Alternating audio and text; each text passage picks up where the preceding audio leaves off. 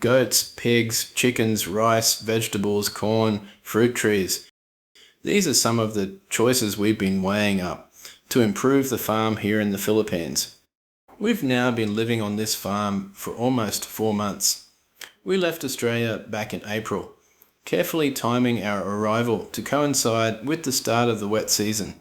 The plan was simple on paper: start a goat farm, but as you'll see, nothing about farming is ever really simple. How it all started. Here's the backstory. We were in Australia, living our normal lives, when Jenny mentioned that her family's farm in La Union wasn't making any money. The farm was basically stuck in a cycle: grow rice once a year, harvest and repeat. The problem was they weren't even farming themselves. They hired labourers to do the work, which meant the profits were even smaller. For years, I tried to encourage them to diversify. We bought chickens, built a coop, even bought a goat to start a herd. But as soon as we left, the chickens were let out, the goat had kids, and then they all died or disappeared. Before long, they were back to rice once a year. As an engineer, I couldn't help but see the farm as a huge opportunity. But none of the relatives wanted to farm. They saw the land as a burden, not an asset. They let other people graze animals there, strip trees, and basically ignored the potential. So one day, I said to Jenny, "Let's move to the Philippines and run the farm ourselves." She agreed, and that's how our farming adventure began. First impressions of the farm. When we arrived, the farm was in rough shape. It's terraced for rice, but the terraces were crumbling. Landslides had damaged parts of it. The soil was poor, overgrown with lantana, and stripped bare by animals. No shade trees, no infrastructure, no working chicken coop. It was basically a blank slate. We knew we had to crunch the numbers before committing. Farming isn't just about planting seeds, it's about making sure the math works out. So we started running scenarios. Here's how we conservatively looked at the different farming possibilities and broke down the options. Rice. To grow rice properly, we'd need about 250,000 pesos in equipment. Over 5 years, we'd make around 500,000 pesos in revenue, but the costs, fertilizer, pesticides, labour, would be about 650,000 pesos. That's a loss of 50,000 pesos over 5 years. No wonder the relatives weren't interested. Corn. Corn looked slightly better. 5-year revenue, about 1 million pesos. Costs 800,000 pesos. Profit 100,000 pesos. But corn here is heavily attacked by insects, meaning pesticides are almost unavoidable. Not a great option. Vegetables.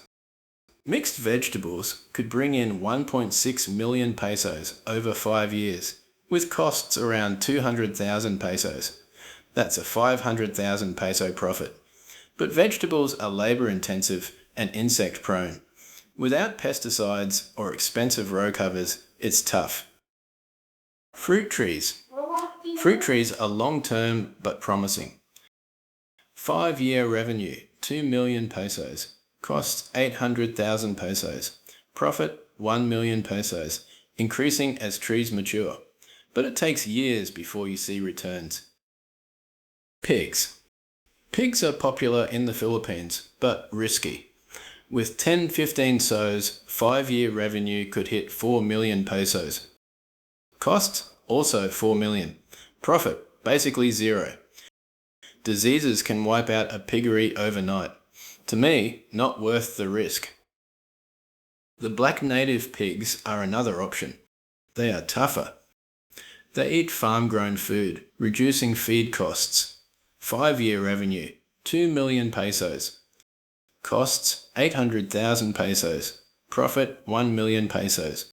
Slower growth, but more sustainable. Cattle. 5 cows could bring in 2.2 million pesos over 5 years. But costs equal revenue. It's too land and capital intensive for our terraces. Chickens. With 300 layers, 5-year revenue could be 3 million pesos. Costs 2.2 million. Profit 400,000 pesos. Not bad, but still modest. One crop I've been quietly thinking about is vanilla. Back in Australia, I was already growing it as a hobby, and I wondered if it could work here on the farm as well. Vanilla is a high-value crop, and in theory, it could be a good long-term option.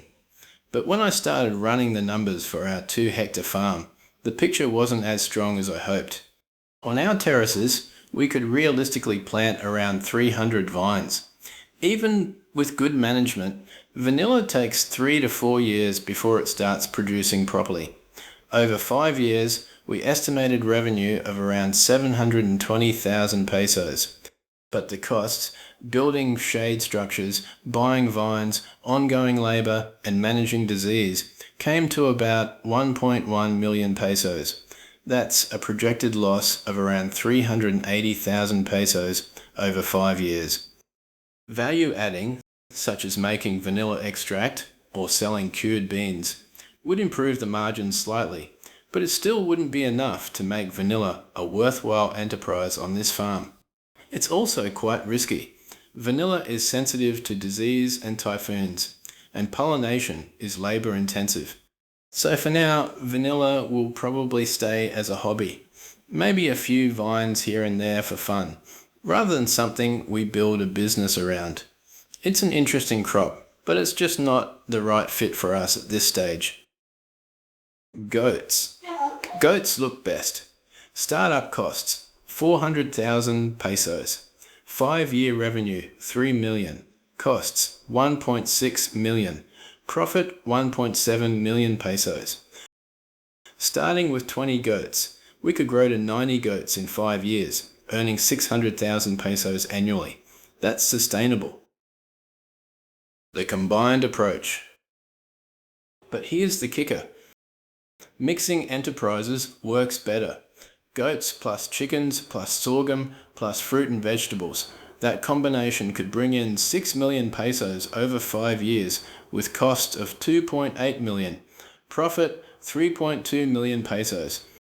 Diversification spreads risk and creates multiple income streams. We're also exploring value adding. Goat milk and goat milk products. These products could multiply profits.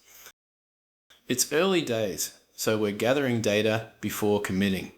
Farming is a long road, and we're keeping flexible in case better opportunities arise. So why goats? We chose goats because they're hardy, low maintenance, and fit the land. Goats are a small and mostly friendly animal that are hopefully easy for us to care for. We're farming organically, no pesticides, herbicides, or synthetic fertilizers. We grow Napier grass, sorghum, millet, and amaranth, crops that resist pests, tolerate drought and rain, and require minimal care. The organic farm operation is not by accident. No pesticides, herbicides, or bought fertilizer saves us money. We don't plan on buying the goats any commercial feed, so there is a lot more profit in them at the end of the day.